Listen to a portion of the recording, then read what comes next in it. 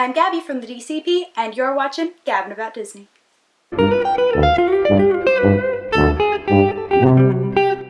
Mainly this vlog is going to be about my experience training as a Photopass, but first, quick Disney life update. I love it here. I got C-3PO ears.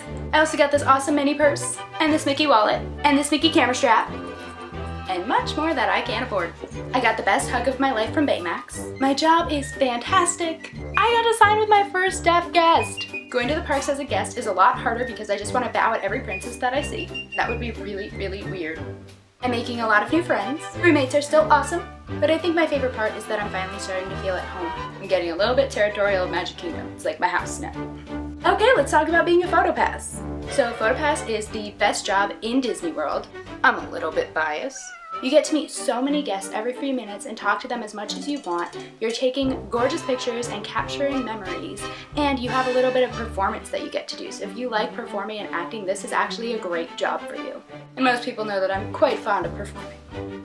So for my actual training, after becoming an official Disney cast member and going through all of my traditions and casting and that kind of training, you finally get to learn about being a Photopass. There's 4 core days of training, so those are when you're really learning the foundations of your job and what you're going to be doing predominantly in your park. The first day is basically, yeah, you're a Photopass, it's the most magical job in the world and you're going to love every second. It's super energetic, you see all of the amazing pictures that people have taken, you cry again. I've cried so much here. Photopass is one of the fastest growing industries in Disney right now, and so people are becoming really excited about it and starting to learn a lot more, so you have to be able to answer guest questions since most of them don't know exactly what it is yet. I can do a whole nother video if you guys want on what Photopass and Memory Maker are, but for this vlog on training, I'll just say that you learn all of that the first day and like how to answer guest questions. Day 2 is very technical. I was extremely overwhelmed. Don't be worried, it's just a lot of stuff about the camera itself. This is when you learn a lot about your camera, how you operate it, what the buttons do, the kinds of settings that you set it to. Don't worry, they give you cheat sheets that you have. You do it so many times. Just in the first week, I've already memorized all of my steps, and if you mess something up, they know that from your picture, so they'll just come out and tell you. Like yesterday, I had one of my settings off, and within 5 minutes of being on Main Street, someone came and was like, hey, can you just switch this for me? And I just switched it, and like unfortunately the pictures before it might have been a little messed up, but they catch it really fast, so if you mess up, it's not the end of the world.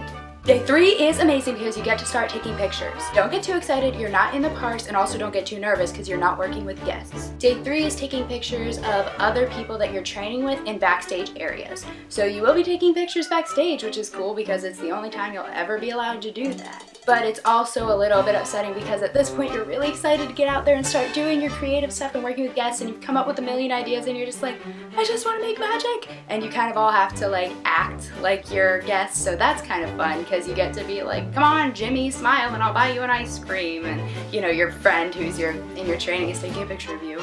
Although we did have a celebrity appear while we were training and we got to talk to them because they were asking us why we were taking pictures, and we got to talk to a celebrity, so that was pretty cool. Also on day 3 they will probably take you into a park so that you can experience taking pictures in the actual park of actual icons. Icons are anything that represents the park that you're in and it's big and visible for everyone to see. So for instance, the castle, the Tower of Terror, the Tree of Life, and the Epcot Spaceship Earth Ball, those are the 4 main icons of Disney. People always want pictures of these icons with it in the background, especially the castle on Main Street. So for your first 2 weeks and during your training, you'll be learning about something called a flow. Every time you're going to get this 5-shot flow of pictures. I won't go into it because it's not interesting. You'll learn it on your 3rd day of training. Then there's day 4. This is when you finally get to work with guests with light supervision from your leaders. You're going to go out into the parks and they're going to send a Photopass on break and you're going to take over their spot, and so you'll actually get to work with guests for a little bit. Your leaders are right there, they can help you, they can assist you, but at this point you'll have a lot of knowledge and you'll be ready to do it on your own, so you'll want to be doing it by yourself.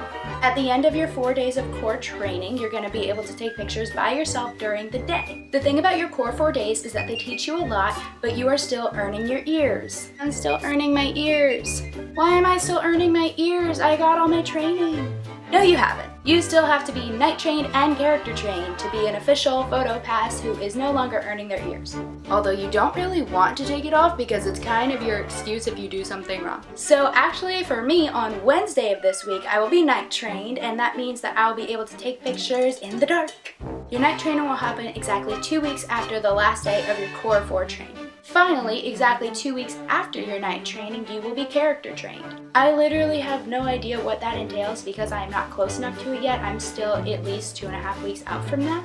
But once you're character trained, you're no longer earning your ears, you are a full Photopass, fully trained, and the only additional training is optional to you, and those are specialty locations. So like Mickey in Town Square, Belle's Enchanted Tales, those kinds of things. So that's it. That's how you train to be a Photopass for the Disney College program. I had a great time during my training, made some amazing friends who I actually still hang out with all the time, see them at work. It's good to know people going into your job on your own because as a Photopass, you're kind of by yourself a lot during the day in terms of coworkers. You're with guests all the time, which is amazing, but it's nice when you go on break to know people to sit in the break room with and talk about stuff with. Because I want to end this with a super cute story, I'm going to tell you about one guest I had who just made my day. Okay, I'm actually going to tell you about two because they're both my favorites. The first one's about this little boy who could not have been older than 4, and he came up to me dressed up in full Town Square Mickey. So he had the red pants, the big shoes, the big hands, and coattails, and his Mickey ears had his name on the back.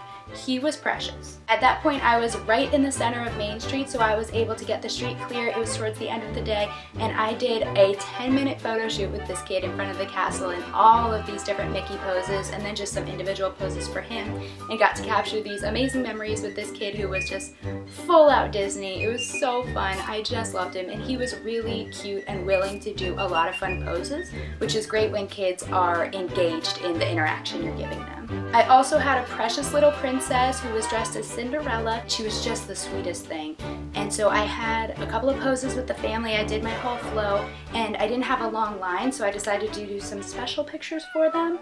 So I actually had her dad get down on one knee acting as Prince Charming, pretending to put on her glass slipper while she was looking down at him all excited and surprised. Her dad was just so loving in the way that he looked at her. And so I took the pictures, and as they were walking away, the mom came up and was almost crying, and she was like, "We're going to remember that forever. Like, that's going to be a really important picture for us, so thank you so much." And I couldn't handle it. I'm like, I love it here so much. I just can't handle it.